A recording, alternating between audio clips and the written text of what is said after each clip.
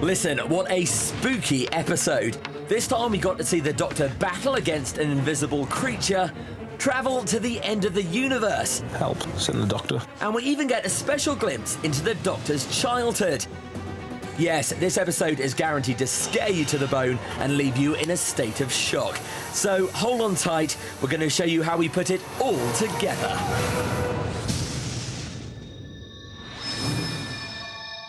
With such an eerie tone to this episode, it really does manage to send shivers down your spine. Like your hair's standing on end. And it appears this creepy episode actually came from an innocent meeting with the executive producer. Listen came about as a conversation between me and Brian mentioned, talking about what can we do with sound in Doctor Who. What's that? That just set off something in my head. Let's try and do a story that's just about what the Doctor thinks about the monster, in which the monster never actually appears. How do you go about filming such a unique creature? Stephen Moffat told me that he had a very special creature lined up for me for this episode, one that you couldn't see or hear. And I said, so what are we going to film then?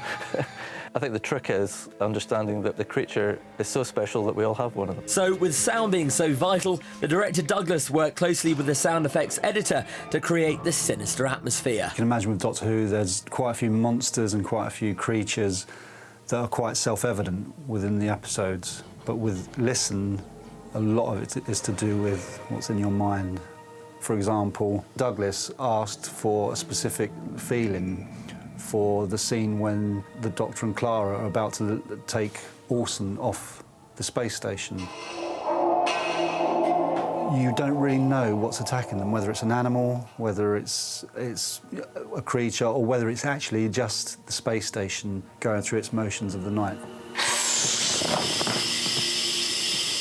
So when you get the steam hisses, as if the space station is cooling down, you also have animal noise underneath that the audience subconsciously hear, and then you start to think there's something out there. We caught up with Peter and Jenna at the read-through back in February 2014. So to keep you waiting, we were stuck down a tunnel covered in glue. But what did the cast think about this creepy episode? Often Doctor Who becomes quite epic and big. How could you know it existed? How would you detect it? Listen was quieter and smaller and almost like a ghost story. What's that footstep following, but never passing by? There was a supernatural influence in it, which I always love in Doctor Who. What will Clara be faced with in this story? So, their famous drink at last. It's a bit more of a domestic episode. Do you have any other way to make this more surreal than it already is? We really see Clara leading a double life and how that is going to get out of control. Where's your coat? My what? It all goes completely wrong, and she's there trying to kind of keep everything together and totally can't. Yes, only on Doctor Who would you have a spaceman gate-crashing your first date. Time to travel to the end of the universe to meet this lonely astronaut, Orson. He may be lost in space, but he still loves his spaceman look. To infinity. Like Tom Jones. A Soul Train. Remember that? So, other than your nice new hairdo, what's it like being a spaceman? It's partly the reason I got into acting. I didn't have the scientific brain to really become a spaceman, so I'll act like one instead. Seriously, there was a time when I thought, what a job, yeah. OK, so if you were a spaceman, what planet would you visit? Some of those moons on Jupiter seem pretty fun, but I think I'd go further afield. Any resemblance to Danny Pink? Who's Danny? He looks just like him, spitting image. I mean, the DNA, the bloodline is strong. And if you could travel back in time, what would you tell your past self? The lottery numbers from a nice big rollover week, and that England won't win the World Cup anytime soon. Time to look around the spacecraft with our special tour guide. Awesome spaceship. They wouldn't let me take a tumble dryer with me. They said it weighed too much. So I have to do my washing myself and hang it up inside. Here's my garden. For obvious reasons, we can't have the garden outside. The kitchen. This is where Orson does his rice and peas, jerk chicken. It's all meals for one up here, I'm afraid. Down there is not for your eyes. Front door probably should be closed. I've no idea why we're not getting stuff down into outer space. My hammock, and I can't get up there. Got that. And this is where I watch TV. And I make my spaceship go. Bienvenido a mi casa, casa de Orson. My spaceship. I've been stuck here for a while. Help. Send the Doctor. please. Lucky for Orson, the Doctor did turn up, and he seems to be spending most of his time hanging about. Hanging about more that way. I've never done wire work before, but I'm becoming quite an expert in it now because Doctor Who seems to demand a lot of that. Well, it's great fun, you know, having an airlock suddenly open and everything being sucked out and you're having to hang on to the furniture in order to stay there. Yeah, that's like a childhood dream, isn't it? We've all done that, except lying on a chair. What did Samuel think about Peter's wire work? Yeah, he was hanging out like my washing. He did some brilliant wire work, actually. I'm hoping to get up on some of it myself soon. Sounds like someone is a bit jealous. No, not jealous, but you know, I'll bide my time. So, moving on from the excitement of wire work on set, in this episode we also got an unexpected surprise. A very rare glimpse into the Doctor's life. She ends up in the Doctor's childhood mistakenly and then sees him as a child and speaks to him and tells him these words that she's already heard from the Doctor. So it's kind of one of these, we call it a Moffat loop. It's a Moffat loop that happens again. And the director, well, he was thrilled to be part of such a significant moment in Doctor Who history. When I realised that the little boy in the bed was actually the young Doctor, I had a shiver down my spine straight away. Directing that moment and knowing that Doctor Who fans everywhere are just going to be exploding with amazement that we've got the youngest Doctor ever on the show, that was my moment. This was a rare glimpse because even though we've been travelling with the Doctor for over 50 years now, we still know surprisingly little about his early life. We know he attended the academy on Gallifrey, where he had at least 2 tutors.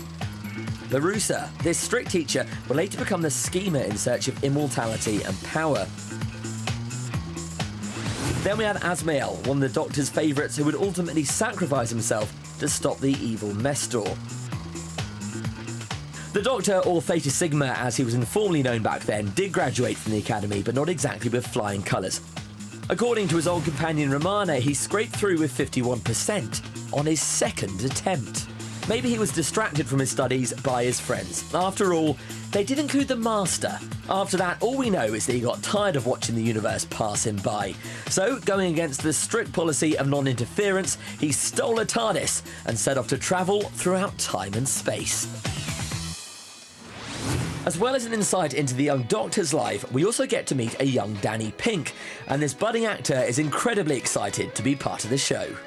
So then, Remy, did you have any favourite scenes to be in? The scene when I'm out of my window, and working with all the cameramen and all the actors. Yeah, it's really fun. Getting such a big part, did you manage to keep it a secret from friends? I've told a few. Some of my friends don't believe me, so I want to shock them and say, well, it's not like I'm going to be on TV, is it? No. What did Peter think about working with young Remy? Yeah, Remy was great from day one and from the start, so that was wonderful to know that right at the centre of it, you had this wonderfully natural performance. And good fun, and it was very good fun to have around. Peter obviously enjoyed working with Remy, but what did Remy think about working with Peter? You scared? It's really fun, just knowing that you're actually with the Doctor. It was really cool, because it's actually my first job. I didn't know it was his first job. He didn't appear that way. But no, he had a very natural quality about him, which is very valuable. Well, this cheeky little chap gets all the luck. In his later years, he'll even grow up to go on a date with Clara. Jenna, give us the gossip. How was it? It's terrible. It's really bad. She says stupid things because she's very, very nervous. When I'm nervous and I've got a mouth on me, seriously, it's got a mind of its own. I'm worried it wants to go solo. It's literally making me feel a little bit cringy now.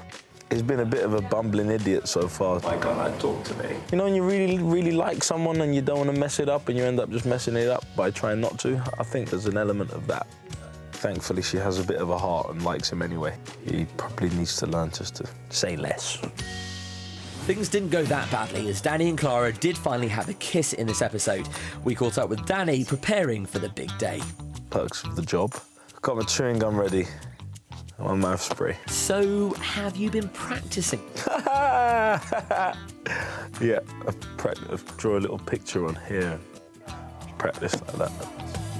Anyway, you must have been a little nervous? No, I'm not nervous. As an actor, the first time I did it, I was petrified. It was worse than the first time doing it in real life. So, will you tell us how the filming goes? There'll be no kissing and telling. Mr. Pink is a gentleman. In this episode, Rupert is terrified of what's under his bed. We caught up with the cast to find out what's under their beds at home. There's no monsters as far as I know. Oh, it's just full of stuff. Shoes, boxes. Floor. I used to be scared of what was under the bed. Games you get at Christmas that you think would be a great idea to play, but you never get around to playing it. There's a few stuff under there. I used to have to be like completely in the quilt. If anything was out, I got scared. Well, like Clara told the doctor, there's nothing under the bed, but it's okay to be afraid of it.